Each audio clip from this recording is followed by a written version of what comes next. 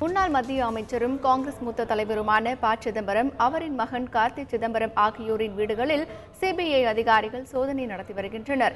சென்னை நுங்கம்பாக்கத்தில் ப. சிதம்பரத்தின் இல்லத்தில் 12 பேர் கொண்ட சிபிஐ அதிகாரிகள் காலை 7 மணி முதல் சோதனை நடத்தி வருகின்றனர். சென்னை, காரைக்குடி உட்பட 8 இடங்களில் சிபிஐ அதிகாரிகள் சோதனை நடத்தி வருவதாக தகவல்கள் தெரிவிக்கின்றன.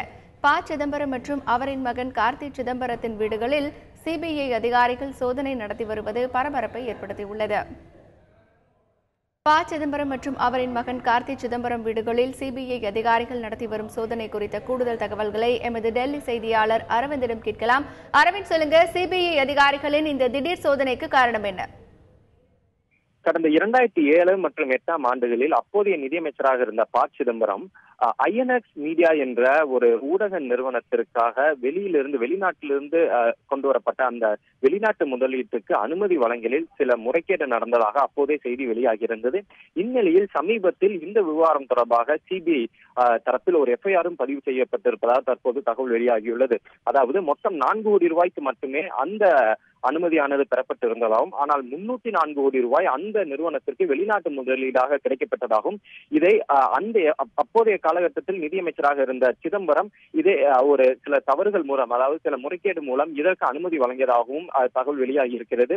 மொத்தம் பல்வேறு நாடுகளிலிருந்து இந்த 304 கோடி ரூபாய் இந்தியாவுக்கு முதலீடாக கிடைக்கப்பட்டதாகவும், ஆனால் இதனை அப்போது நிதியமைச்சராக இருந்த சிதம்பரம் FIPB, அதாவது ஃபாரின் இன்வெஸ்ட்மெண்ட் ப்ரமோஷன் போர்டு, இது போன்ற வெளிநாடுகளிலிருந்து ஒரு உள்நாட்டில் இருக்கும் ஒரு நிறுவனத்திற்கு முதலீடு வரும் பட்சத்தில் ஒரு குறிப்பிட்ட அளவுக்கு அதிகமாக, அன்றைய காலகட்டத்தில் 600 கோடி ரூபாய்க்கு அதிகமாக இருக்காத பட்சத்தில் நிதியமைச்சரே முடிவெடுத்துக் கொள்ளலாம். அந்த தருணத்தில் அந்த 600 கோடி ரூபாய்க்கு குறைவாகத்தான் இருக்கிறது என்ற காரணத்தை காட்டி சிதம்பரம் இதற்கான அனுமதியை வழங்கியதாகவும், வெறும் 4 கோடி ரூபாய்க்கு மட்டுமே அனுமதி வழங்கப்பட்டிருந்ததாகவும், ஆனால் பல்வேறு இதர அதாவது வழிகளை பயன்படுத்தி சுமார் 304 கோடி ரூபாய் வரை அந்த நிறுவனத்துக்கு, ஐஎன்எக்ஸ் மீடியா என்ற நிறுவனத்துக்கு முதலீடு கிடைக்கப்பட்டதாகவும் தகவல் வெளியாகி இருந்தது.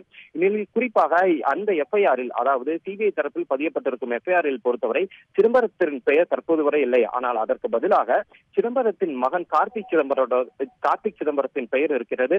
அதே போல ஐஎன்எக்ஸ் ஊடக நிறுவனத்தின் முதலீட்டாளர்களான, அந்த நிறுவனத்தின் உரிமையாளர்களான பீட்டர் முகர்ஜி மற்றும் இந்திராணி முகர்ஜி ஆகியோர் பெயர்களும் இருக்கிறது. குறிப்பாக சிபிஐ தரப்பில் நமக்கு கிடைத்த தகவல் இதுதான். அதாவது செப்டம்பர் 22, 2008 கார்த்திக் சிதம்பரத்தின் நிறுவனமான advantage strategy consulting private limited என்ற நிறுவனத்திற்கு ஐஎன்எக்ஸ் மீடியா ஆனது 35 லட்சம் ரூபாய் பணம் கொடுத்திருக்கிறது. அதே தினத்தில் மற்றொரு நிறுவனத்திற்கான, அதாவது கார்த்திக் சிதம்பரம் தொடர்புடைய மற்றொரு நிறுவனத்திற்கு மேலும் ஒரு 60 லட்சம் ரூபாய் பணம் கொடுத்திருக்கிறது. அதே போல இதே அந்த advantage strategy consulting private limited என்ற நிறுவனத்தின் சிங்கப்பூரில் உள்ள கிளை நிறுவனத்திற்கு செப்டம்பர் 24, அதாவது 2 நாட்களுக்கு பிறகு சுமார் $20,000 கொடுக்கப்பட்டிருப்பதாகவும், இதனை அனைத்துமே முன்பு அமலாக்கத்துறை கார்த்திக் சிதம்பரம் வீட்டில் நடத்திய சோதனையில் இந்த தகவல் அனைத்தும் கிடைக்கப்பட்டிருப்பதாகவும், அதனைத் தொடர்ந்து சிபிஐ இந்த வழக்கில் எஃப்ஐஆர் பதிவு செய்து தற்போது விசாரணை நடத்தி வருவதாக தகவல் வெளியாகியுள்ளது.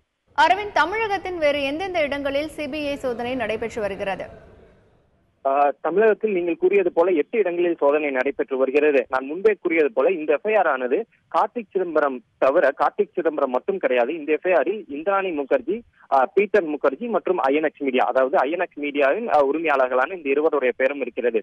இந்நிலையில் இந்த நிறுவனம் மற்றும் இவர்களுக்கு சொந்தமான 6 இடங்களிலும் தற்போது சோதனை நடைபெற்று வருகிறது. இந்த 6 இடங்களும் ஆனது டெல்லி மற்றும் நொய்டா, அதாவது ஐஎன்எக்ஸ் மீடியாவின் அந்த தலைமையகமானது நொய்டாவில் இருக்கிறது, அதாவது உத்தரப்பிரதேச மாநிலத்தில் உள்ள நொய்டாவில் இருக்கிறது. எனவே மொத்தம் 6 இடங்களில் இந்த நிறுவனம் மற்றும் அந்த இருவருக்கும் சொந்தமான இடங்களில் அந்த சோதனை நடைபெற்று வருகிறது. தமிழகத்தை எடுத்துக்கொண்டால் சிதம்பரம் மற்றும் அவருடைய மகன் கார்த்திக் சிதம்பரத்துக்கு சொந்தமான 8 இடங்களில் இந்த சோதனை நடைபெற்று வருகிறது. அரவிந்த், இப்போ ப. சிதம்பரம் எங்க இருக்காரு அப்படிங்கிற தகவல் ஏதாவது இருக்கா? இந்த சிபிஐ சோதனை தொடர்பா அவருடைய தரப்பிலிருந்து ஏதாவது பதில் கொடுக்கப்பட்டிருக்கா? தற்போது வரை ப. சிதம்பரத்திடமிருந்து எந்த ஒரு விளக்கமான பதிலும் இல்லை. கார்த்திக் சிதம்பரம் தரப்பிலிருந்தும் தற்போது வரை எந்த ஒரு பதிலும் இல்லை. தற்போது சிபிஐ அதிகாரிகளிடம் நாம் தொடர்பாக கேட்டபோது நமக்கு இந்த தகவல் தற்போது கிடைக்கப்பெற்றுள்ளது. இந்நிலையில் இன்று காங்கிரஸ் கட்சி தரப்பில், அதாவது தற்போது ஆண்டு கொண்டிருக்கும் பாஜக தலைமையிலான தேசிய ஜனநாயக கூட்டணி 3 ஆண்டுகள் தங்களுடைய அந்த ஆட்சியை நிறைவு செய்து 3வது ஆண்டில் அடியெடுத்து வைக்கிறார்கள். இந்நிலையில் அது தொடர்பான ஒரு விளக்கமான ஒரு செய்தியாளர்கள் சந்திப்பை காங்கிரஸ் கட்சி இன்று கூட்டவிருக்கிறது. இன்று முதல் ஒவ்வொரு நாட்டில் உள்ள அனைத்து இடங்களிலும் இந்த 3 ஆண்டு கால ஆட்சி தொடர்பாக காங்கிரஸ் கட்சி ஒரு பிரச்சாரம் மேற்கொள்ளும் எனவும் அந்த திட்டம் இன்று முதல் துவக்கப்பட இருப்பதாகவும் தகவல் வெளியாகியிருந்தது. அதன் காரணமாக தற்போது சிதம்பரம் இதில் ஒரு முக்கிய பங்கு ஆற்றுவதாகவும் முன்பே தகவல் வெளியாகியிருந்தது. அதாவது சிதம்பரம் தான் இந்த பிரச்சாரத்தை அவரும் முன்னின்று நடத்துவார் என்று தகவல் வெளியாகியிருந்தது. தற்போதைய நிலையில் இன்று சிபிஐ இந்த ரெய்டுகள், அதாவது இந்த சோதனையை தற்போது நடத்தி வருகிறது. இது தொடர்பாக சிதம்பரத்தின் தகவல், அவர் தரப்பில் இருந்தான ஸ்டேட்மெண்டோ பதிலோ தற்போது வரை எதுவும் வெளியாகவில்லை. அரவிந்த், இப்ப ப சிதம்பரம் மற்றும் அவருடைய மகன் வீட்டில் சிபிஐ அதிகாரிகள் சோதனை நடத்தி வருகிறார்கள். இன்னும் வேற எந்த இடங்களிலாவது சோதனை நடத்துவதற்கு சிபிஐ அதிகாரிகள் திட்டமிட்டிருக்கார்களா தமிழக அளவில்? தமிழகத்தை பொறுத்தவரை இந்த 8 இடங்களில் மட்டும்தான் தற்போதைய தகவல் வெளியாகியுள்ளது. குறிப்பாக நாம் இதில் மிகவும் உன்னிப்பாக பார்க்க வேண்டியது, அந்த எஃப்ஐஆரில் தற்போது சிதம்பரத்துடைய பெயர் கிடையாது. இந்த எஃப்ஐபிபி கிளியரன்ஸில் முறைகேடு நடந்ததா இல்லையா என்பதை விசாரிப்பதற்கான அது ஒரு தனி விசாரணை நடைபெற்றுக் கொண்டிருக்கிறது. ஆனால் இந்த எஃப்ஐபிபி அனுமதி வழங்கிய பிறகு நான் முன்பே கூறியது போல இந்த 35 லட்சம் ரூபாய், இந்த 60 லட்சம் ரூபாய், அதனைத் தொடர்ந்து செப்டம்பர் 24, 2008ஆம் ஆண்டு ஒரு $20,000 கார்த்திக் சிதம்பரத்துடைய நிறுவனமான அட்வான்டேஜ் ஸ்ட்ராட்டஜிக் அந்த லிமிடெட் கம்பெனியின் சிங்கப்பூர் கிளைக்கு சென்றுள்ளது. எனவே தற்போது சோதனைகள் அனைத்துமே இந்த 3 பண பரிவர்த்தனைகள், 35 லட்சம், 60 லட்சம், $20,000, இந்த 3 பண பரிவர்த்தனை தொடர்பான தான் தற்போதைய சோதனை அனைத்தும் நடைபெற்று வருவதாக இங்குள்ள தகவல்கள் நமக்கு தகவல் தெரிவித்துள்ளன. அரவிந்த், இப்போ ப சிதம்பரம் மற்றும் அவருடைய மகன் வீட்டில் சிபிஐ அதிகாரிகள் சோதனை நடத்தி வரும் நிலையில் இது டெல்லி அரசியல் வட்டாரத்தில் என்ன மாதிரியான தாக்கத்தை ஏற்படுத்தி இருக்கிறது?